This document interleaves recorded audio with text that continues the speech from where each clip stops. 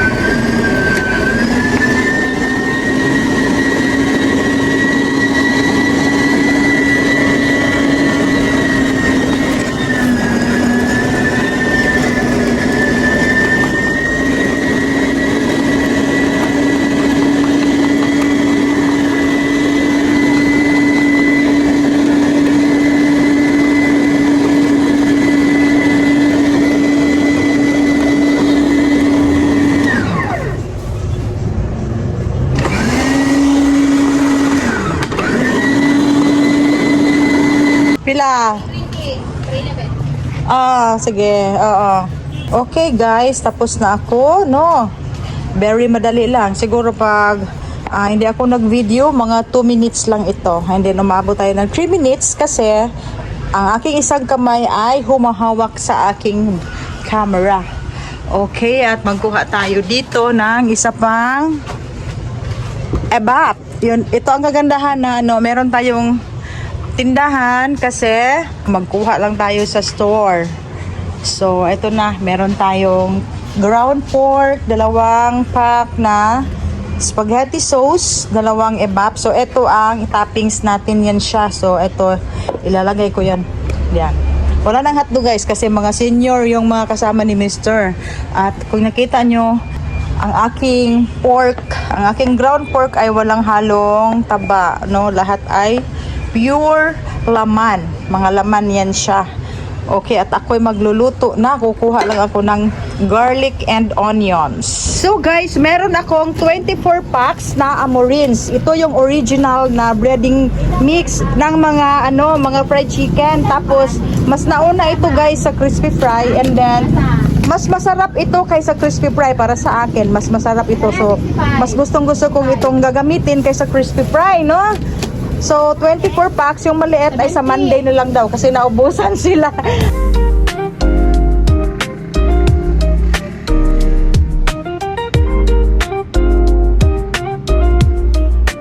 Ang itlog isa ka tray.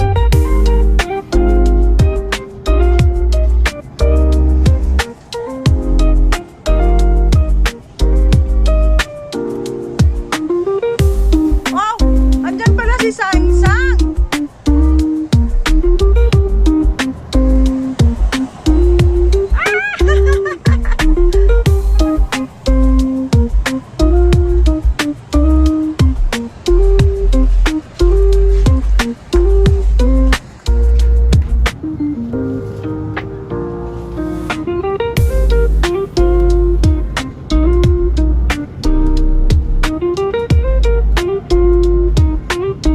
Wala na?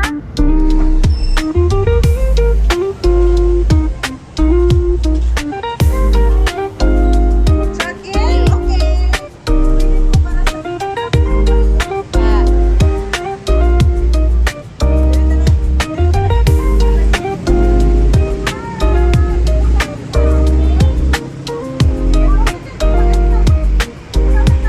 Hi, Pogi. Hello guys, meron akong isi-share sa inyo. So, ito na ang aking tindahan dito sa ito yung tindahan ko dati dito sa bahay namin. So, ang natitira dito ay ang aking ang aking chiller. So, wala nang laman na mga palamig ang aking chiller.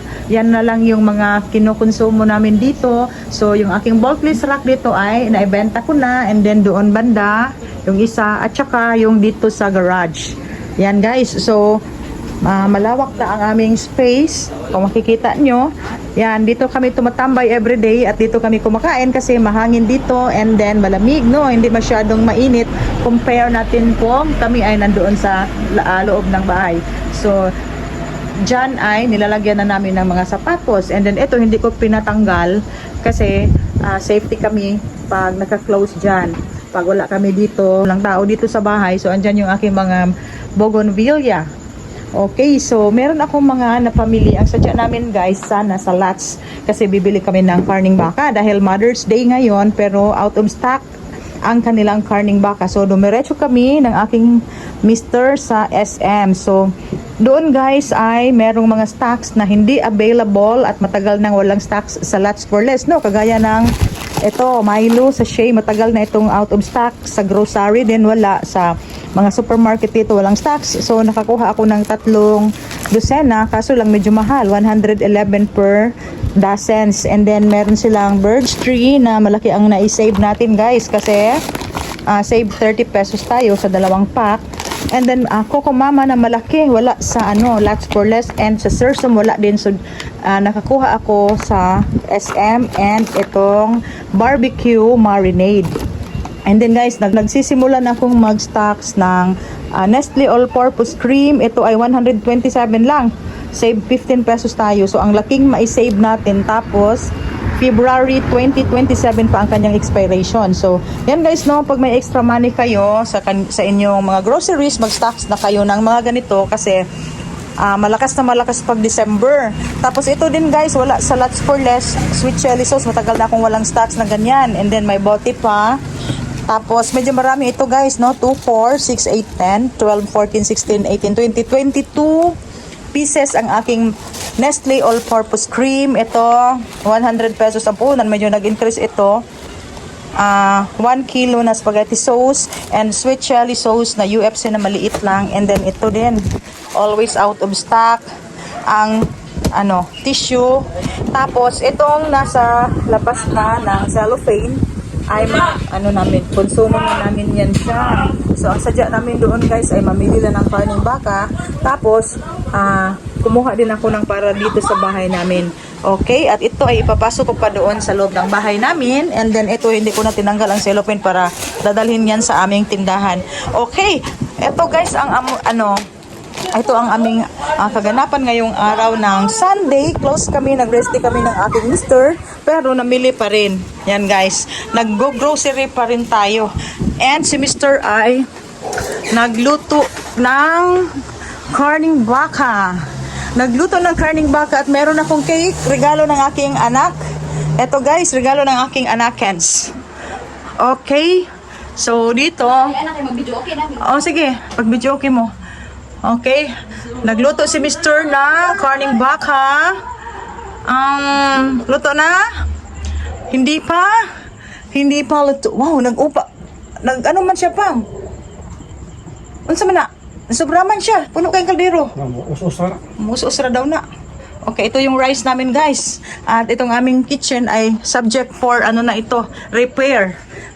Kasi ang dami ng mga maintenance dito na kailangan i-repair.